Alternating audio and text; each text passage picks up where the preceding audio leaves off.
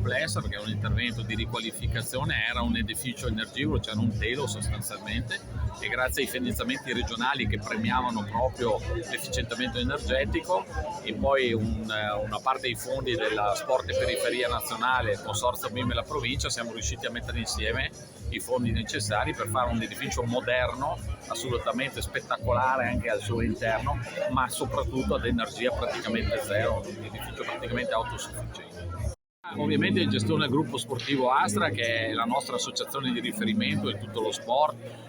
perché fa attività di promozione, fa attività sportiva per i meno giovani, fa attività sportiva per i giovani, fa atletica, fa tennis, veramente un tutt'uno, quindi è il nostro gioiello nell'ambito del nostro territorio. Ed ovviamente la struttura nasce per i ragazzi, ma non solo per i ragazzi, perché qui ci sarà il tennis, ci sarà il padel, ci saranno il calcetto, ma il calcetto per i ragazzi, ma anche per